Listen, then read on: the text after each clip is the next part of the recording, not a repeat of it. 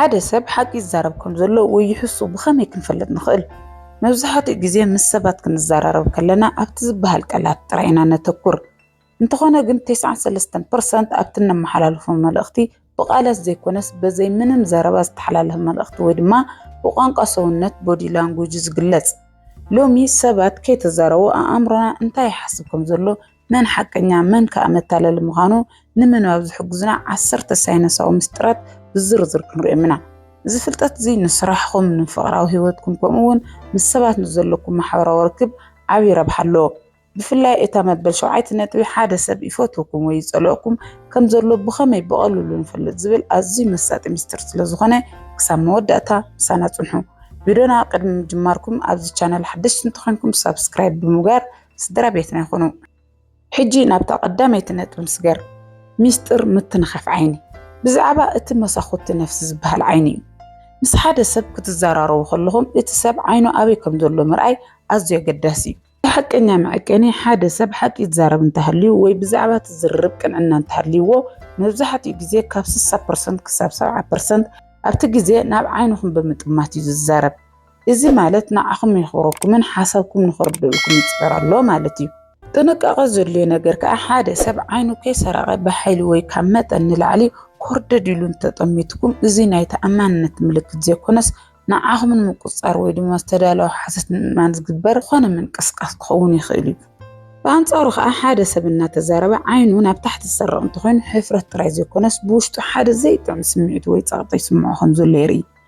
ስለዚ ምስ ሓደ ሰብ ርክብ ክትምስርቱ ከለኹም ዓይኒ ብዓይኒ ምጥማት ኣዘውትሩ። እንተኾነ ግን ንእሽተይ ዕረፍቲ ብምግባር እቲ ዝርርብ ባህርያዊ ንኽኸውን ግበሩ። ካልኣይ ነጥቢ ሓቀኛ ድዩስ ፌክ ፍሽኽታ? ነቲ ኣብ ገጽ ሰባት ዝርአ ፍሽኽታ ከመይ ጌርና ነንብቦ ዝብል እዩ። ኩሉ ፍሽኽታ ሓቀኛ ኣይኮነን። ሓቀኛ ፍሽኽታን ምትላል ዝግበር ፍሽኽታን ብኸመይ ንፈልዮም? ሓደ ሰብ ብልቡ ክስሕቅ ከሎ እቲ ምንቅስቃስ ካብ ኣፍ ጥራይ ኣይኮነን ዝጅምር። እቲ ቀንዲ መለለይ ሓቀኛ ሰሓቕ ኣብ ዙርያ ዓይኒ እዩ። ሓደ ሰብ ብሓቂ ሕጉስ እንተኾይኑ ኣብ ዙርያ ዓይኑ ንእሽተይ መስመራት ይፍጠሩ። ቅንድቡ ድማ ቁሩብ ንድሕሪት ይስሓብ። እዚ ማለት መላእ ገጹ ኣብቲ ስምዒት ይሳተፍ ኣሎ ማለት እዩ። ምምሳል ወይ ናይ ሓሶት ፍሽኽታ ከዓ እዚ ካብ ኣፍ ንላዕሊ ይሓልፍን እዩ። እቲ ሰብ ስኑ የርእየኩም ይኸውን እንተኾነ ግን ዓይኑ ይስሕቕን እዩ። እዚ ዓይነት ፍሽኽታ ሰባት ንኽብረት ክብሉ ወይ ሓደ ነገር ንኽሓብኡ ወይ ድማ ሙቹእ ከም ዘይስምዖም ንኸይፍለጡ ጥቀምሉ ሜላ እዩ። ስለዚ ምስ ሓደ ሰብ ኮፍ ኢልኩም ከለኹም እቲ ሰብ የላግጽ ወይ ብሓቂ ይስሕቅ ከም ዘሎ ንምፍላጥ ኣብ ክንዲ ኣፉ ኣብ ዙርያ ዓይኑ ዘሎ ምንቅስቓስ ተዓዘቡ። ሓቀኛ ሰሓቕ ክዕፈን ወይ ክመስል ዘይኽእል ባህርያዊ ስምዒት እዩ። ሕራይ ናብታ ኣዝያ መሳጢት ዝኾነት ሳልሳይ ነጥቢ ንሕለፍ። ሚስጥር ኣእዳው። እዚ ንምንቅስቓስ ኣእዳው ዝምልከት እዩ። መብዛሕትኡ ግዜ ሰባት ሓሳቦም ክገልጹ ከለዉ በዘይ ምፍላጥ ኣእዳዎም የንቀሳቕሱ እዮም። እዚ ድማ ካብ ኣፎም ንላዕሊ ሓቂ ይዛረብ። ክፍቲ ኣእዳው። ሓደ ሰብ እናተዛረበ ኣእዳው ከፊቱ ከምዚንካ ዝብል ዓይነት ትርኢት የርእየኩም እንተሃልዩ እዚ ናይ ቅንዕናን ተኣማንን ዓብይ ምልክት እዩ። እዚ ሰብ እዚ ዝሃቦ ሚስጥር የብለይን ምሳኹም ክፉት ይብለኩም ኣሎ። ኣብ ታሪክ ደቂ ሰባት ክፉት ኣእዳው ምርኣይ መሳርሒ ኩናት ኣይሓስኩም ዝብል ናይ ሰላም ምልክት እዩ ነይሩ። ዝተሓብኡ ኣእዳው ከዓ ሓደ ሰብ ኣእዳው ኣብ ጅብኦ እንተኣትዩ ወይ ድማ ብድሕሪኡ እንተሓቢኡ እዚ ሰብ እዚ ምቾት ኣይስምዖን ዘሎ ወይ ድማ ሓደ ነገር ይሓቦ ኣሎ ማለት እዩ። መብዛሕትኡ ግዜ ሰባት ክሕስቡ ከለዉ ወይ ሓቅነቶም ክጠራጠሩ ከለዉ በዘይ ምፍላጥ ኣእዳዎም ክሓብኡ ይቕልጥፉ እዮም። ኣእዳውካ ኣትሪካ ምጭባጥ ድማ ሕቃን ፅልኢ ወይ ድማ ርእሲ ምክልኻል የርኢ። እቲ ሰብ ነቲ ትብልዎ ዘለኹም ነገር ንምቕባል ድሉው ከም ዘይኮነ ይሕብር። ስለዚ ምስ ሰባት ኣብ ትዘራረቡሉ ግዜ ንስኹም እውን ኣእዳውኩም ክፉት ንክኾን ግበሩ። እዚ ድማ እቶም ሰባት ንዓኹም ንኽኣምኑኹምን ምሳኹም ክፉታት ንክኾኑ ዓብዪ ስነ ኣእምሮኣዊ ፅልዋ ይፈጥር እዩ። ራብዓይ ነጥቢ ምስሊ ምቕዳሕ። ምስሊ ምቕዳሕ ዝበሃል ኣዝዩ መሳጢ ምንቅስቓስ እዩ። እዚ ምልክት እዚ ሓደ ሰብ ብውሽጡ ምስ ሓሳብኩም ይስምዕማዕ ከም ዘሎ ወይ ድማ ይፈትወኩም ከም ዘሎ ንምፍላጥ ዝሕግዝ ብሉፅ መዐቀኒ እዩ። ምስ ሓደ ሰብ ኣብ ዝርርብ ከለኹም እቲ ሰብ በዘይ ምፍላጥ ከማኹም ገይሩ ክቕመጥ ከማኹም ገይሩ ኣእዳው ከንቀሳቕስ ወይ ድማ ከማኹም ገይሩ ርእሱ ከንቀሳቕስ እንተሪኢኹሞ እዚ ምቕዳሕ ይበሃል። እዚ ማለት ኣእምሮ ምስ ኣእምሮኹም ተሳንያ ኣሎ ማለት እዩ። ንምንታይ ይኸውን እንተልኩም ሰባት ምስ ንፈቶም ወይ ምስ ንስማዓምዖም ሰባት ክንከውን ከለና በዘይ ምፍላጥ ንዓዓቶም ክንመስል ንፍትን ኢና። እዚ ድማ ምሳኻ ኣለኹ ርድአካ ኣለኹ ዝብል ናይ ስምምዕ ምልክት እዩ። መፈተኒ ሜላ ሓደ ንውሰድ። ሓደ ሰብ ምሳኹም ኣሎ ዶ የለን ንምፍላጥ ኮነ ኢልኩም ኣቀማምጥኹም ቀይሩ። ንኣብነት ኣእዳውኩም ኣወሃህዱ እቲ ሰብ ድሕሪ ሒዲት ካልእታት ተመሳሰለ ምንቅስቃስ እንተገይሩ እቲ ሰብ ብሓቂ ኣብቲ ዘረባ ከም ዘሎን ንዓኹም ይፈትወኩም ከም ዘሎን ክትፈልጡ ትኽእሉኹም። ስለዚ ኣብ ስራሕ ይኹን ኣብ ማሕበራዊ ርክብ ምስ ሓደ ሰብ ጥቡቕ ርክብ ንክትፈጥሩ እንተደልይኹም እቲ ምንቅስቃስ ብጥንቃቐ ብዘይፍለጥ ብዘይመስል መንገዲ ቅድሕዎ። እዚ ድማ እቲ ሰብ ምሳኹም ናይ ምቕራብ ስምዒት ንኽስምዖ ይገብር ማለት እዩ። ሕራይ ናብታ ብዙሕ ሰብ ዘየስተውዓለላ ግን ድማ ኣዝያ ሓቀኛ ዝኾነት ሓምሸይቲ ነጥቢ ንሕለፍ። ሓምሻይ ነጥቢ ኣእጋር ኣበይ ይጥሙቱ ኣለዉ ዝብል እዩ። እዚ ንምንቅስቃስ ኣቀማምጣ ኣእጋርን ዝምልከት እዩ። ቋንቋ ሰውነት ክንምሃር ከለና መብዛሕትኡ ግዜ ኣብ ገጽ ጥራይ ኢና ነተኩር። እንተኾነ ግን ኣእጋርና ካብ ገጽና ንላዕሊ ሓቂ ይዛረቡ እዮም። ንምንታይ? ምክንያቱ ንገጽና ክንቆጻጸሮ ንኽእል ኢና፣ ኣእጋርና ግን በዘይ ምፍላጥ እዮም ዝንቀሳቐሱ። ምስ ሓደ ሰብ እናተዘራረብኩም ከለኹም እቲ ሰብ ገጹ ናባኹም ገይሩ ይዛረብ ይኸውን። እንተኾነ ግን ኣእጋሩ ወይ ጫምኡ ናብ ማዕጾ ወይ ናብ ካሊእ ወገን ኣቕኒዖም እንተሃልዮም እቲ ሰብ ብውሽጡ ካባኹም ክርሕቕ ይደሊ ኣሎ ማለት እዩ። ኣእምሮኡ ካብዚ ቦታ ክወፅእ ኣለኒ ብሎ ስለ ዘሎ ኣእጋሩ ቀዲሞም ናቱ ኸዶ ዝደሊ ቦታ ይጥምቱ። በኣንጻሩ ምስ ክልተ ሰባት እናተዘራረቡ ከለዉ ክልቲኦም ኣእጋሮም ናባኹም ገይሮም እንተሃልዮም ብሓቂ ይቕበሉኹም ከም ዘለዎ ኣብቲ ዝርርብ ንክሳተፉ ከም ዝደልዩ ነይርኢ። ሓደ ሰብ ኮፍ ኢሉ ኣእጋሩ ተሻቢኹ እንተሃልዩ እቲ ላዕለዋይ እግሩ ናባኹም እንተኾይኑ ምሳኹም ምቹእ ስምዒት ኣለዎ ማለት እዩ። እንተኾነ ግን እቲ እግሩ ካባኹም ርሒቑ ንየማን ወይ ንጸጋም ተሻቢኹ እንተሃልዩ እቲ ሰብ ብውሽጡ ተዓጽዩ ወይ ርእሱ ምክልኻል ይገብር ኣሎ ማለት እዩ። ስለዚ ከዓ ምስ ሰባት ኣብ ትዘራረብሉ ግዜ ሓሳባቶም ብሓቂ ምሳኹም ድዩ ዘሎ ንምፍላጥ ሓንሳብ ቁልሕ ኢልኩም ረእይዎም። ኣእጋሮም ናበይ ገጾም ከም ዘለዉ ተዓዘቡ። እዚ ምልክት እዚ ፍጹም ኣይሕሱን እዩ። ሕራይ ናብታ ሰባት ብበዝሒ ትጥቀሙላ ግን ትርጉም ዝተፈላለየ ክኸውን ዝኽእል ሻድሸይቲ ነጥቢ ንኸይድ። ሻድሸይቲ ነጥቢ ምዕፃው ኣእዳው ርእሰ ምክልኻል ድዩስ ድሌት? እዚ ምልክት እዚ ሓደ ካብቲ ብበዝሒ ዝረአ ቋንቋ ሰውነት ኮይኑ ልክዕ ከም ሓደ ዘይረአ መከላኸሊ መንደቕ እዩ ዝቑፀር። ሓደ ሰብ ምስኡ እናተዘራረብኩም ኣእዳው ኣፍ ልቡ ተሸሪሑ ብውሽጡ ንሓሳባትኩም ይቃወም ከም ዘሎ ወይ ድማ ምቹእነት ከም ዘይስምዖ የርኢ። እዚ ሰብ እዚ ኣነ ምስ ሓሳበይ ኣለኹ ናትካ ይእቱን እየ ዝብል ናይ ርእሰ ምክልኻል መልእኽቲ በዘይ ምፍላጥ የመሓላልፍ። ሓደ ግዜ ከዓ ሰባት ኣብ ሓድሽ ቦታ ወይ ኣብ ዘይፈልጥዎ ሰባት ክኾኑ ከለዉ ንርእሶም ንምሕጋዝን ናይ ድሕንነት ስምዒት ንክስምዖም ኢሎም ኣእዳዎም ይሻርኹ። ክንጥንቀቐሉ ዘለና ግና ኩሉ ግዜ ኣእዳው ምሽራኽ ናይ ተቃውሞ ምልክት ጥራይ ኣይኮነን። ሓደ ሰብ ቆይርዎ እንተኾይኑ እውን ተመሳሰለ ምንቅስቃስ ይገብር እዩ። ስለዚ ኩነታት ኣየር እውን ኣብ ግምት ከተእቱ ይግባእ። ስለዚ ሓደ ሰብ ኣእዳው ኣሻርሑ እንተጸኒሕኩም ነቲ ርክብ ንምኽፋት ሓደ ነገር ንኽሕዝ ንኣብነት ብርዒ፣ ወረቐት ወይ ኩባያ ማይ ሃብዎ። ኣእዳው ክፈትሕ ከሎ ኣእምሮኡን ንሓሳባትኩም ክፉት ክኸውን ይጅምር። ሕጂ ናብታ ኣዝያ መሳጢት ኩሉ ሰብ ክፈልጦ ዝደልያን ሻውዓይቲ ነጥቢ ንሕለፍ። እዛ ነጥቢ እዚኣ ሓደ ሰብ ብሓቂ ይፈትወኩም ድዩስ ይጸልኣኩም ንምፍላጥ ዝሕግዘና ናይ ዓይኒ ምስጢር እዩ። ሻውዓይ ምስጢር መጥቃዕቲ ዓይኒ። እታ ኣቐዲመ ዝነገርኩኹም ኣዝያ መሳጢት ነጥቢ እያ። እዚ ምልክት እዚ ሰባት ክትቆጻጸሮ ዘይትኽእሉ ባህርያዊ ግብረ መልሲ ስለ ዝኾነ ፍጹም ኣይሕሱን እዩ። እዚ ድማ ብዛዕባ መጥቃዕቲ ዓይኒ ወይ እታ ኣብ ማእኸል ዓይኒ ዘላ ጸላም ክቢ እዩ። ሓደ ሰብ ንዓኹም ክጥመተኩም ከሎ እታ ኣብ ማእኸል ዓይኒ ዘላ ጸላም ክቢ እንተገፊሓ ወይ እንተዓብያ እዚ ሰብ እዚ ብሓቂ ንዓኹም ይፈትወኩም ወይ ከዓ ብትሕዝቶኹም ይምስጠጥ ከም ዘሎ ዘርኢ ምልክት እዩ። ኣእምሮና ጽቡቕ ኣንፈታዊ ነገር ክርኢ ከለና ዝያዳ ብርሃን ንምእታው ዝያዳ ንምርኣይን ኢሉ ንዓይንና ይርሕቦ እዩ። ብኣንጻሩ ከዓ ሓደ ሰብ ንዓኹም ክጥምተኩም ከሎ እታ ጸላም ዓይኑ እንተጸቢባ ልክዕ ከም ዓይኒ ድሙ ክትጭነቕ ከላ እቲ ሰብ ንዓኹም ክርእየኩም ኣይፈቱን ወይ ከዓ ምሳኹም ምቾት ኣይኮነን ማለት እዩ። እዚ ምንቅስቓስ እዚ ብና ኣውቶማቲክ ነርቨስ ሲስተም ዝቆጻጸር ስለ ዝኾነ ሰባት ብፍቓዶም ክዓጽዎ ወይ ክኸፍትዎ ኣይኽእሉን እዮም። ስለዚ ምስ ሓደ ሰብ ጥቡቕ ዝርርብ እናግበርኩም ከለኹም እቲ ሰብ ብሓቂ ተመስጡ ድዩ ዘሎ ንምፍላጥ ኣብ ዓይኑ ተኩሩ። እንተኾነ ግን እቲ ቦታ ኣዝዩ ብርሃን ዘለዎ እንተኾይኑ ዓይኑ ብባህሪኡ ክጸብብ ስለ ዝኽእል ነቲ ብርሃን እውን ኣብ ግምት እትዉ። ሕጂ ከዓ ናብቲ ሓሶትን ጭንቀትን ንምፍላጥ ዝለዓለ ረብሓ ዘለዋ ሻምናይ ነጥቢ ንሕለፍ። ሻምናይ ነጥቢ ምትንኻፍ ገጽን ኣፍንጫን ምልክት ሓሶት ወይስ ጸቕጢ? ሰባት ምስ ሓሳባቶም ክቃለሱ ከለዉ ዝገብርዎ ምንቅስቓስ እዩ። መብዛሕትኡ ግዜ ሓደ ሰብ ሓቂ ሓቢ እንተሃልዩ ወይ ድማ ኣዝዩ ተጨንቆ እንተሃልዩ በዘይ ምፍላጥ ገጹ ክተናኸፍ ይጅምር። ምንባብ ኣፍንጫ ንውሰድ። ሓደ ሰብ ክሕሱ ከሎ ኣፍንጫኡ ዘሎ ኣውታራት ደም ክነጥፍ ክገፍሑ ይጅምሩ እዮም። እዚ ድማ ንእሽቶ ሕኸኽ ወይ ከዓ ምውጥጣር ስለ ዝፍጠር እቲ ሰብ በዘይ ምፍላጡ ኣፍንጫኡ ይትንክፍ ወይ ከዓ ይሓክኽ። أفكا مشفان حدا سب كزارب كله أفو بإيدو انت شفينو ويبقى أصبعتو أبكن فرق قبر انت ريخمو أمرو نتزوطو زلو حاسد وزيت عمقالات كعبتو يفتن الله مالتيو لك كمتم هسعنات حاسوت مستزارو أفو مشفنو عبيتون بزتحابة لما قدي يقوروهم يعني تمحقق يتسهب نتتولو زلوهم ناقر كرويخم زيدلو ويدما كابت زرر من الملاد تقوملو نايمك على خال من قصقاسيو سلازي حدا سب حتكم مسحاتكم بهندبت جزء ختنكف ويقافنجوك حقهم طريقهم زيادة ما يرخبكم حتتو تمن قصقاس اتسبوش تموتشو خمزي كونه نتصر ملكتيو حجخ أنا بتا سبات رأسة عمان نمسونو ويمسجونكم زقبروا أزيا قلص ملكت زخنات تاشعيتنات بنخيد تاشعيتناتي موجود أطارك سادن متنكافن إذن تبي نخسر زملكتيو كسر كابت أزوي تأفف زخانة خفال أكلنايو سبات سقطوا ويتشنكس مسمعهم بزي مفلات نهز خفال زي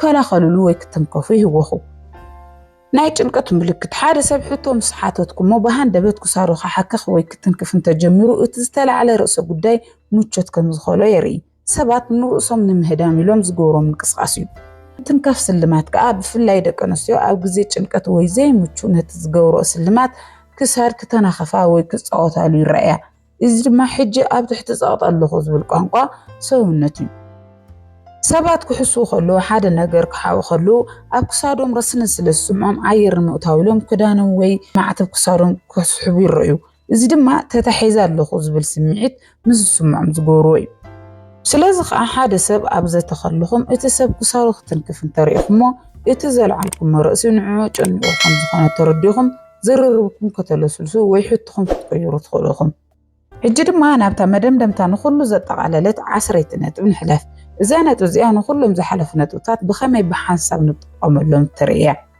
عسريتنات ميستر طنوف ملكتات بس إحنا يزلنا عسريتنات بيا زي أزيا وصانيت مستريع قانقا صونات كنا نبب كلنا حدا عبيوغي خنصرح نخلينا نسخة بحانت من قصقاس تراينا حادث سبكن فردو مركبنا إذا مستر أزيو حدا من قصقاس تراينا أو نتأجى ومشراخ بين بزح ترقم كله يخلن بحكي حدا سب انتا يحسبكم ذلون المفلات انتا وحدا سلسة تماسا سلت ملكت ذلون ملكتات كرئي لنا نابنت حدا سب أدوى الشارخ انتا تعنحكم تراي تعازع اللوكن بلاين خلن من الوقت قروا خون انتا خوانا قن أدوى الشارخ قارو خواخو مرحقو عين دمان نسرق انتا خوينو حج قن اتملكت نتصري بتسب كواهم كرحق إلى اللو كنتات مرد أخايد اللي كل جزء اتسوز اللو كنتات أبقى متقطو حدا سب أو قرار النفس دويلو أداو انت الشارخ وزي نايمك لخال ملكت يكونس نايم قدليتيو كم زي قبرو لك إخام حدا مرماري نتخونتات بتقللات عزبو قالتو مسكو أنقاسو ونتو مسمع معن تهليو اتساب حق نيايو زي اسمع معن تخونيقن يتحكي أبتو من قصقاس أكالتو ميزولو إزوم لما زرعانا يوم عصرت مشترات عبعلوتاو هيوتكم السبات نزلوكم ركوات بعبي يخبيرو يوم كازوم عصرت نبتات نعخم أزياز غيرموتكم ويحدش تخونتكم أي نتيا أو كومنت صحفلي إذا فيديو انتفتحمو لايك ممبارا يترسعو مخالوت كتاكم كأ شير قبرو كم ديم زولو سنة أمرو مشترات حبريتات مخبط حكم دما سابسكرايب بمقار نايدو الملكت خطاتلو أبزغط الفيديو بخالي أقداس الرسي قدايك ساب من الرخب سلام كني تشاو تشاو تطعم من كل سبعالة من تايم قال سبات بقلوا لزعوتو قالوا إم دماء تسألاتهم كأكر ميم سبهم يتفل اللي أبتز فولتو زي كونس أبتز زي الزارو ميستري تنتاوين فلاسفاتات كان بعل ماركس أورليانس سيكراتوسن لسان كان هيوت كختان نسوي كأكدم سستخيليا بلو نورو لو من زخانة سب ولا غراويكم كانين عرختكم من محازتكم كتناقروا زي قباءكم عسرت عبيت مسترات بزرزر كنرئينا إذا فيديو زي نبوز حساباتنا ينقحت مقد خوني خليل إذا ميلادو ستيك موي نزي فيديو لايك بمقار جمرو نزي channel حدش سنتخانكم كأ سابسكرايب بمقار أبال سترابيتنا خون نسابات كارتون فلسيمكم كتزاروهم زي بلكم قدامي عبيت شتوتات كان تلمخان your big goals and vision حارشتو نسبات تنقر كاللخا أمرخا دوبامين زبهال سمعيت يفري إذا دما اتسرح كي سرح خايو 5 تعوات كاقيرو يتالكا شعو اتن مسرح زاد اللي درخيت يهسس فلاسفة إمانويل كانت نتلمخا نسبات مزراب مالات نتحايلي تلمخان النفاس مهاب مالت يوبل ሓደ መንእሰይ ዓብይ ናይ ኮምፒተር ትካል ክኸፍት ሓሊሙ ንኹሎም ኣዕርኽቱ ምስ ነገሮም ገሊኦም ብርሃን የለን ገሊኦም ድማ ካፒታል የለን ገሊኦም ገለ የለን እናበሉ ንሰለስተ ወርሒ መራሉ ሰበርዎ እቲ ትልሚ ገና ከይተጀመረ ሞተ ስለዚ ስራሕኻ ምስ ተወድአ ጥራይ ይዛረብ በዓሉ ካልኣይ ውልቃዊ ድኽመታትካን ፍርሕኻን ሰባት ብባህሪኦም ድኽመትካ ምስ ፈለጡ ምፍላጥ ይኹን በዘይ ምፍላጥ ኣብ ልዕሊኻ ናይ ስልጣን ሚዛን ክሕዙ ይፍትኑ ፓወር ዳይናሚክስ ክገብሩ ይኽእሉ ሮበርት ግሪን ወይ 48 law of power ዝብል መጽሓፉ ብዛዕባ ድኽመታትካ ዝተዛረብካያ ነፍሲ ወከፍ ቃል ንጸላእትኻ ትህቦ ብልሕ ጭራእያ ይብል ሓደ ኣብነት ንውሰድ ሓደ ንጉስ ንሓደ ዓርኩ ኣነ ኣብ ጸልማት ብጣዕሚ ፈርሐ ኢሉ ነገሮ ድሕሪኡ ግጭት ወይ ባእሲ ምስ ተፈጥረ እቲ ዓርኩ ድኽመቱ ፈሊጡ ስለ ዝጸንሐ ለይቲ መብራህቲ ኣጥፊኡ መጥቃዕ ትፈነወሉ ስለዚ ከዓ ድኽመትካ ንኣማኸርትኻ ጥራይ እምበር ንኹሉ ሰብ ኣይኮነን ዝንገር ሳልሳይ ናይ ገንዘብ እቶትካን ሃብትኻን your finance ገንዘብ ናይ ቅንዓትን ናይ ንዕቐትን ምንጪ ወይ ፍልፍል ክኸውን ይኽእል ብዙሕ ከም ዘለካ እንተነጊርካ ሰባት ክምዝሙዙኻ ይፍትኑ ውሕድ እንተለካ እንተነጊርካ ድማ ንንዕቐትን ንውርደትን የጋልጹኻ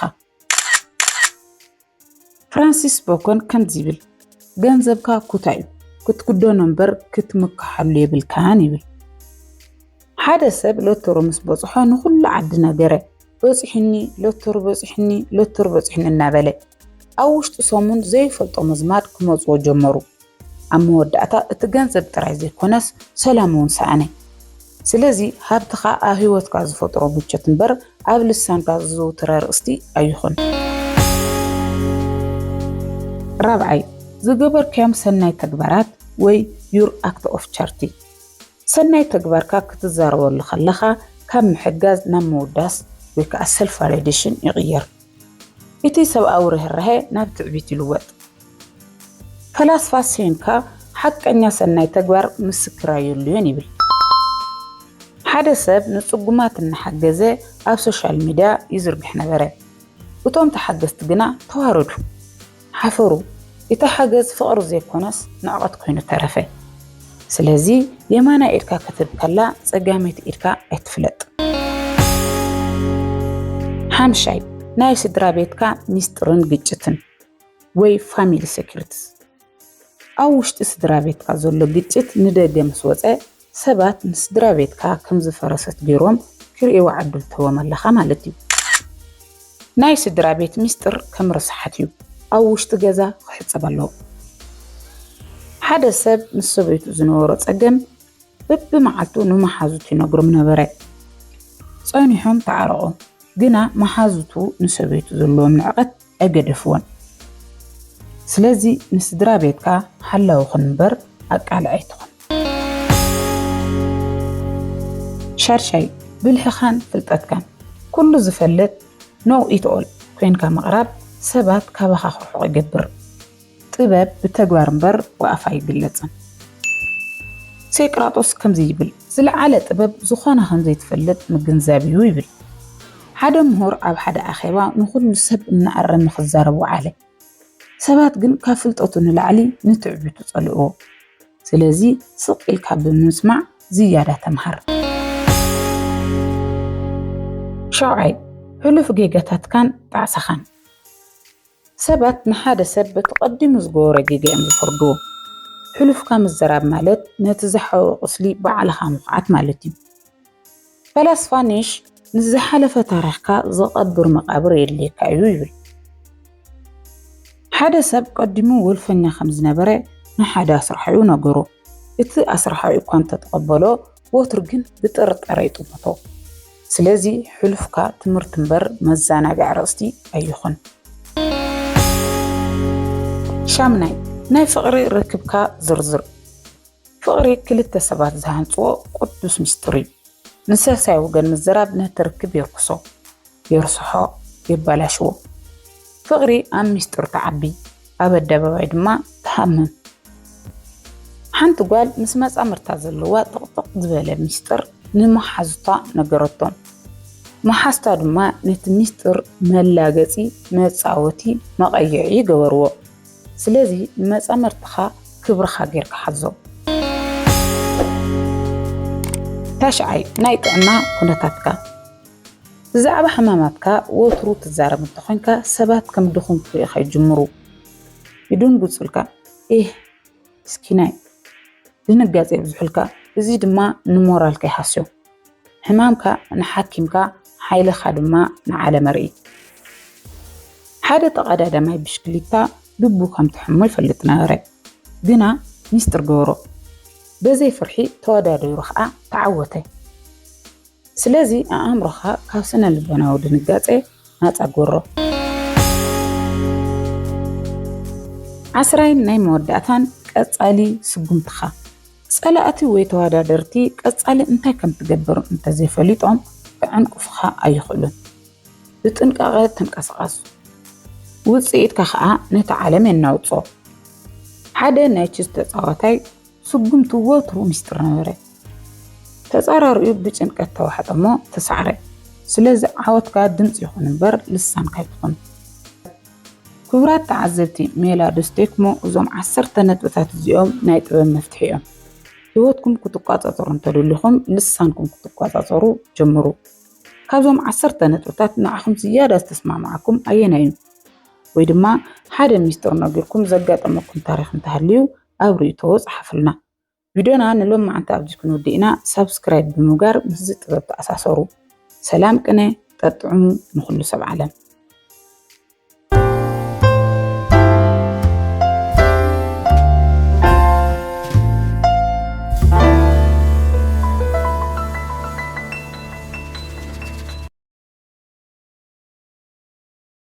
ብዛዕባ ለባምነትን ብልሕን ደቂ ኣንስትዮ ክንዘራረብ ኢና።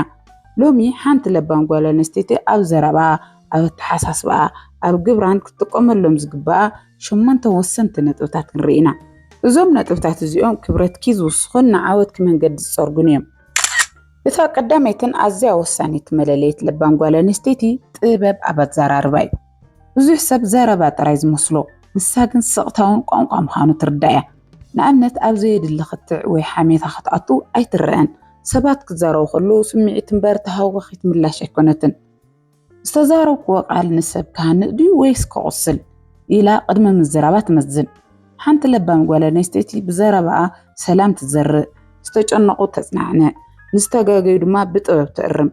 እንተዘይኮይኑ ክብራ ንምርኣይ ኢላ ድምፂ ኣይተልዕልን። ዘረባኺ ንጹርን ሓፂርን ክኸውን ከሎ ክብርኺ ኣብ ቅድሚ ሰባት ኣዝዩ ይውስኽ። ንስኹም ከ ካብ ምዝራብን ስቕ ካብ ምባልን ኣየናይ እዩ ዝኸብደኩም? ኣብ ኮመንት ፃሓፉልና ክንመሃረሉ። ካልኣይ መለለየት ሓንቲ ለባም ጓል ኣንስተይቲ ስምዒታታ ክትቆፃፀር ምኽኣላ እዩ። ዓለምና ብብዙሕ ፈተናታትን ዘቆጥዑ ነገራትን ዝተመልአት እያ። ለባም ጓል ኣንስተይቲ ግና ንስምዒታታ ከም ልጓም ጌራ ትሕዞ እምበር ስምዒታታ ክመርሖ ኣይትፈቅድን።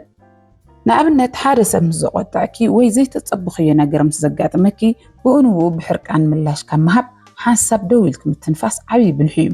ለባም ጓል ኣንስተይቲ ሕጂ ትዛረበሉ ፅባሕ ከጣዓሰኒ ድኢላ ተሓስብ እያ።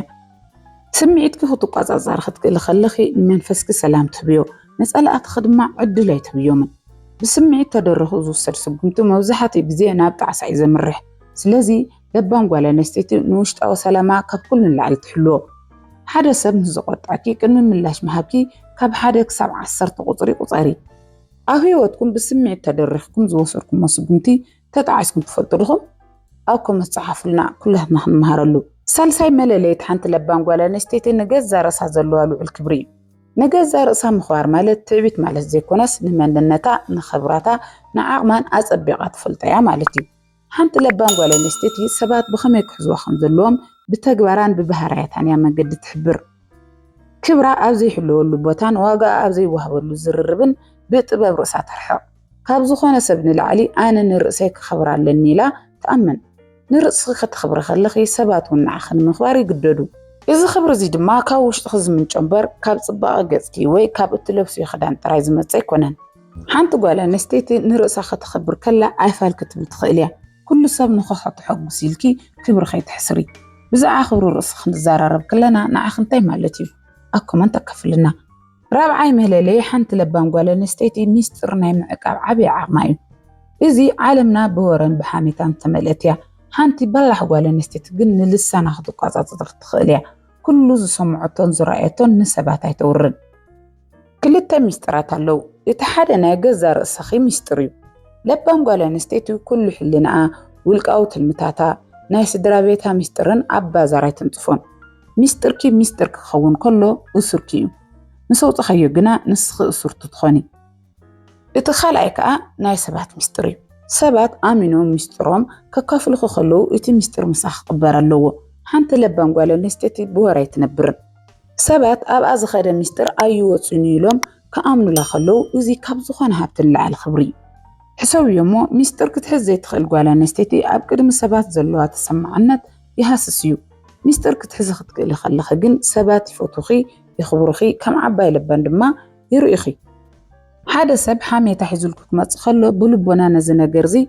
كسهم عيدلنية إلكم حلاف نه لبان ملكتيو أو هيوتكم مستركم أوتيخم زحزانوكم سباقات أمكم يفلدو إتتمرتي انتاي نيرو أكم وانتا كفلنا حامشاي ملاليت حانت لبان قوالا نستيتي نواغا جزي أصبع مفلات أيو جزي كابزوخان هابت الله على خطكا زي يخلوه طموخانو تردع سلازي دما جزي أبزي دل العلال أو حميتا ويدما أم محبراو مديا بخنطو خطأفا يتفكدن حانتي بلح قوالا نستيتي جزي هابتي لا تأمن معالتا بتلميات تجمر نجزا رأسان محاش نسرحان نسدرابيتان نمنفساو هيوتان زخون جزي أصبعات مقل أبزي ربحنا جر جزي مدفع مالات هيوت مدفع مالات يزبلات حساس باللوة تعزو انتخوينكم عوتات زخانا دك نستيو كل جزي بسرحة مدهتين إذا مالت جن جزي عرفتي بلان المالس زي كونس نفس وقف دقيقة نمنتاي كم توعل تفلتيا جزي خاخت كتب انتخيلكي نوت انكي ختا تقبر تخيلي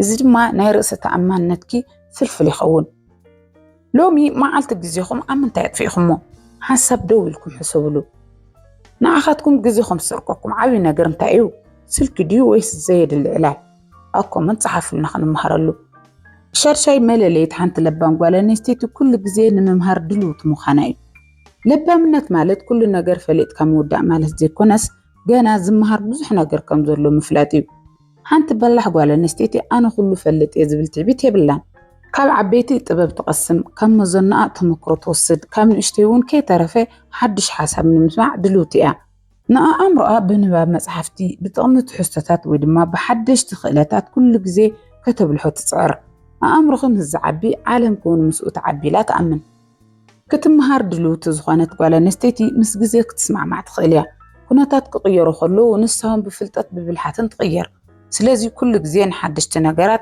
عين خي كفوت يخن أما عالتي انت نقص 15 دقيقة نباوي تقام فيديو مرأي نمارقوريو أبز قربا جزي استمهاركي حدش نقر انتا يرلو أبكم انتا كافلنا شرعي ملاليت حانت لبان قوالا نستيتي نساقامات ببلحن بهدأة نفتحايو هيوت ببدهوتات كقاط مواخلو حانت بلح قوالا نستيتي تسفاخ مقراص ويكام مقروم رام ترحق أبكن دسلام انتا يزيبوت حني لا تبكي كما يقرين نزناقر زيك فتح خيلي لا يتحسب ساقامات نعاخن مسبار زي كونس نعاخن مهنات كالزموتو تردع أو جزي تشنكي أمرأة أهدي عم فتحت دلي نصان نساقامات ناقزار رأسات راي زي كونت نسدرابيتان نعرختان ون كي طرفه مصنع عنعتن من مخارتنيا ببلحي ساقامات كتفتح تخيل خلخي أب كباب خزولو سبات نعاخي خم عند جيرو ميروخي إزي جمع ناي لبا منتك عبي مراقا جزيو زخونة ساقام كقات مكخلو قدم سمعيتا مخانكي سلست خطوص ديوم التخيل مفتحتات أو ورقة صحفي أب هيوتكم ببلحي سفتح خما عبي بدهو قالو ديو نخالقت ممهر خون أكو مصحفلنا شامنا إتنايمو ودأتانا زخول الزد قالالي نحانت الملاليت لبان قوالا نستيتي لقاسن دين قاسيت المخاني لبا منت بالحت رايزي كونس نسبات برهرهين بتحتنا المرأيو حانت بلح قوالا نستيتي نخالقت المحقاز نمتبعان ندحريتي تبلن لقاسنات كن بالكلنا قنزب طريق مالس زي كونس صبوق على المزراب نستشقروا مسمع ويدمانا حادثة بتسفهم هبي قالوا السبات انتا يسمعون اللي لا كتحسب تخيليا سبات أبطغى خون خلو سلام من فقرن كسمعون كله إذي ناحق أن يوشت أو طبقى في الفليو حانتي لبهم قوالا نستيتي ببلحات تخبر بتحتنا دما التفتايا لوهات نعاخذ يحسر زي كونس نمنت زيادة زنصبر عبي مرأي لو ما عنتي نحاد سب صبوق قلب مزرا وبمحقاس كتولو فتنو كابزم شمنت نطبتات نعاخم زيادة زفتخمو ويكتصرح لزدولخم نطبي أيو أكومنت كفلنا بأركس أزم شمنت نطبتات نزلنا لو ما عنت فيديوهاتنا نيروم زيوم أب هيوت كخطة جورم ترى جميركي نرأس خطر زي كونس نخباب يخون كتغير أخي إذا فيديو أنت رأفتكم لايك تقولوا يترسلكم وقولنا خلوت حتنا نمسح شير قبروا حدش تفخنكم كأس سبسكرايب بمقبار سدرا بيتنا يخونوا أبزغط الفيديو كسام نرخد سلام تطعموا نخلص العالم.